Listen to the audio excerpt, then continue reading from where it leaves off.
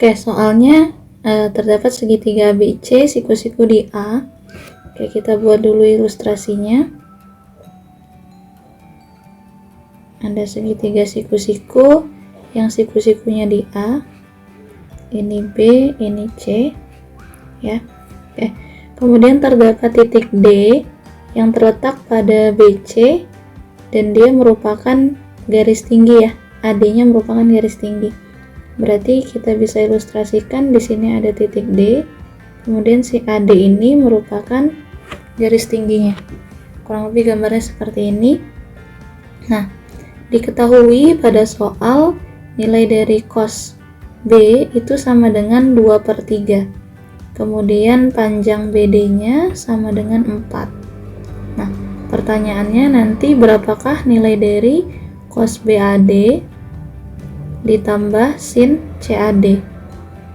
Nah, berarti dari sini yang perlu kita punya adalah dari segitiga BAD, berarti sudutnya nanti yang ini ya, nilai dari cos BAD. Berarti kalau gitu kita pakai samping per miring. Nih, sudut A sampingnya berarti AD, per miringnya berarti AB ya. Nah, ditambah dengan sin CAD. Berarti dari segitiga CAD, berarti sudut kita pakai yang ini. Nah, sin, artinya kalau sin itu depan per miring. Depannya sisi CD dibagi miringnya AC. Nah, ini yang harus kita cari ya. Masing-masing sisinya berapa. Oke, sekarang kita lihat dulu dari yang diketahui BD sama dengan 4 dan cos B sama dengan 2/3. Artinya sudut yang kita perhatikan adalah sudut ini ya, sudut B. Pertama kita perhatikan dulu cos B itu dari segitiga ADB. Ya, kalau kita perhatikan dari segitiga ADB, maka nilai dari cos B samping per miring, artinya sampingnya adalah BD per miringnya AB ya, ini perbandingannya 2/3. Sedangkan kita punya panjang sebenarnya dari BD itu adalah 4. Berarti di sini dari 2 ke 4 kan dikali 2 ya, berarti dia juga dikali 2 di bawahnya. Nah, berarti 3 kali 2 6. Artinya kita punya panjang AB itu yang sesungguhnya adalah 6. BD-nya tadi 4 ya. Oke, kemudian perhatikan pula untuk segitiga dari yang besar, berarti ABC. Kalau segitiga ABC, nah kalau segitiga ABC cos B kan samping per miring ya, sampingnya berarti AB per miringnya BC. Nah, perbandingannya yaitu 2/3. Dan kita juga punya panjang sebenarnya dari si AB tadi 6 ya. Nah, 2 ke 6 itu dikali 3, berarti ini juga harus dikali 3, artinya 9 ya. Berarti kita punya panjang BC nya 9. Kalau panjang BC nya 9, ini 9, nah berarti CD kita punya panjangnya 5. Nah, untuk mencari AC dan AD kita tinggal bisa pakai Pitagoras ya. Kayak triknya gini, kalau mau pakai Pitagoras, kita punya nantinya seperti ini ya. Kalau misalkan ada segitiga yang siku-siku, misalkan ini A akar B, kemudian ini A akar C, maka sisi miringnya itu pasti A akar B plus C. Jadi basisnya ini harus sama dulu ya.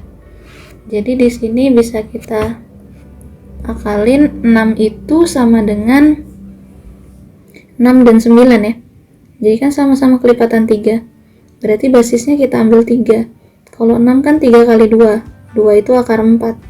Kalau 9 itu 3 kali 3. 3 itu akar 9. Jadi otomatis sisi tegaknya dijumlahkan sama dengan sisi miring. Berarti AC-nya akan sama dengan 3 akar 5. Karena 5 tambah 4 sama dengan 9. Oke, kemudian sisi AD ini kita bisa pakai segitiga ADB. sama ya, pakai Pitagoras. 4 sama 6 kelipatan 2, jadi si 6 nya ini kita ubah jadi 2 kali 3, yaitu 2 akar 9. Kalau 4 itu 2 kali 2, berarti 2 akar 4. Nah, sehingga si AD kita, nah ini kan segitiga ADB, miringnya kan si AB, jadi 4 tambah berapa sama dengan 9, jadi AD kita 2 akar 5. Nah, jadi sekarang kita sudah punya masing-masing dari panjang sisinya ya. Nah, ini kita lanjutkan lagi pertanyaan kita.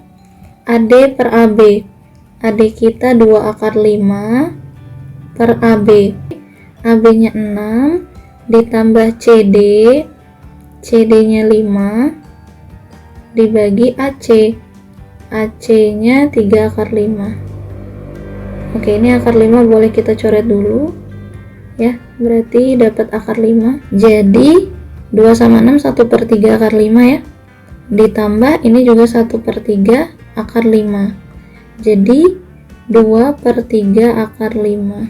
Nah, jadi untuk nomor ini yang pertama ya, jawabannya 2/3 akar 5 yang A. Oke, kita lanjut ke soal berikutnya. Oke, soalnya seperti ini. 2 sin kuadrat X dikurang cos X sama dengan 1. X nya di antara 0 sampai pi, berarti dia di kuadran 1 dan di kuadran 2. Pertanyaannya, berapakah jumlah dari X1 tambah X2? Oke, berarti kita berangkat dari persamaan ya, dan kita tahu bahwa untuk identitas sin kuadrat X ditambah cos kuadrat X itu akan sama dengan 1. Artinya nanti ini persamaannya belum sejenis, jadi kita buat semuanya ke dalam bentuk cos ya. Berarti sinnya itu nanti kita akan ubah menjadi 1 dikurang cos kuadrat X. Oke, dari soal 2 sin kuadrat X dikurang cos X sama dengan 1 ya.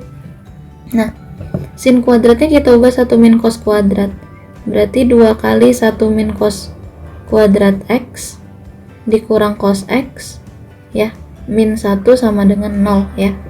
Ini berarti kita kalikan 2 dengan 1, 2 dengan min cos kuadrat, jadi 2 dikurang 2 cos kuadrat X dikurang cos X min 1 sama dengan 0 ya. Kita kali negatif ya, jadi 2 cos kuadrat X ditambah cos X, 2 dikurang 1 kan 1 ya, dikali negatif tadi jadi min 1 sama dengan 0. Oke, dari sini kita bisa faktorkan untuk persamaan kuadrat ini. Nah, cara faktornya berarti ini kan variabelnya kita ambil sebagai cos X ya. Nah, ingat lagi, kalau misalkan dia di depan cos kuadratnya tidak 1, berarti semua dibagi 2 ya, dengan syarat nanti si hasil kalinya bukan min 1 tapi 2 kali min 1, yaitu negatif 2, hasil jumlahnya tetap 1. Min 2 hasil jumlahnya dia 1, berarti ya 2 dengan min 1. Oke, berarti kalau gitu ini plus 2, ini min 1. Dari sini kita punya nilai dari cos X sama dengan 2 bagi 2, 1 ya, pindah ruas jadi min 1. Dari sini cos X sama dengan setengah. Nah, yang kita butuhkan adalah nilai dari X1 dan X2 nya, berarti nilai X nya. Nah, berarti X sama dengan berapa yang menyebabkan nilainya negatif 1? Ya, berarti 180 derajat ya, atau pi. Nah, dia masih masuk ke dalam interval, berarti masuk ya.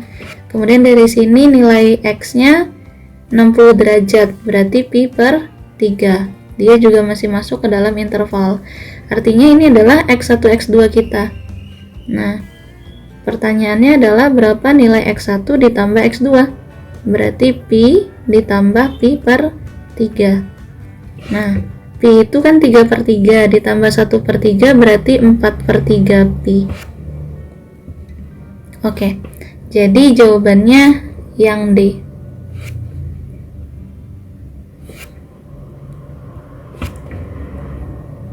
Oke, soal selanjutnya. Oke, soalnya seperti ini. Jika tan X plus secant X-nya sama dengan B, nilai dari cos X-nya berapa? Nah, untuk trigonometri yang variabelnya masih sama seperti ini bisa kita pakai triknya seperti ini ya. Kalau misalkan dia bilang pertanyaannya cos X, kita asumsikan saja cos X itu sama dengan A. Sehingga kita bisa ilustrasikan menggunakan segitiga yang siku-siku ya, dimana ini misalkan sudut X-nya, maka cos itu kan samping per miring, jadi asumsi A itu adalah A per 1, sampingnya A, miringnya 1, jadi depannya itu adalah 1 min A kuadrat. Jadi di sini kita bisa pakai persamaan tan X ya, tan X ditambah secant X sama dengan B. Pertanyaannya berapa nilai cos X, yaitu A ya, dalam bentuk B. Berarti nanti tujuan kita harus buat A sama dengan apa dalam bentuk B. Oke, tangan itu depan per samping, berarti akar dari 1 min A kuadrat dibagi dengan A ditambah secant itu 1 per cos ya. Kalau cosnya A berarti secantnya 1 per A sama dengan B. Kemudian ini penyebutnya sudah sama, berarti akar dari 1 min A kuadrat tambah 1 per A sama dengan B. A nya pindah ruas ke kanan, 1 min A kuadrat tambah 1 sama dengan AB. Oke, terus 1 pindah ke kanan, 1 min A kuadrat sama dengan AB min 1. Kemudian 1 min A kuadrat AB dikurang 1 ya, akar ke kanan berarti jadi kuadrat, berarti 1 min A kuadrat sama dengan A kuadrat B kuadrat min 2AB ya, ini plus 1 ya, X kuadrat ditambah 2XY ditambah Y kuadrat ya. Oke, berarti ingat tujuan kita tadi ya, mau cari A sama dengan dalam bentuk B. Ini 1 kurang 1 habis, kemudian ini A nya kita coret 1 ya, A nya kita coret 1, berarti jadi ini negatif A, ini AB kuadrat dikurang 2B. Oke, kumpulkan yang punya A, berarti AB kuadrat ditambah A, 2B pindah ke kiri. Nah, A nya kita distribusikan keluar, B kuadrat tambah 1, ini 2B. Maka jelas A nya akan sama dengan 2B dibagi B kuadrat ditambah 1 gitu. Nah, tadi kita sudah arahkan ya bahwa tujuan kita adalah mencari A, yaitu nilai dari cos X. Jadi nilai cos X nya 2B dibagi B kuadrat tambah 1.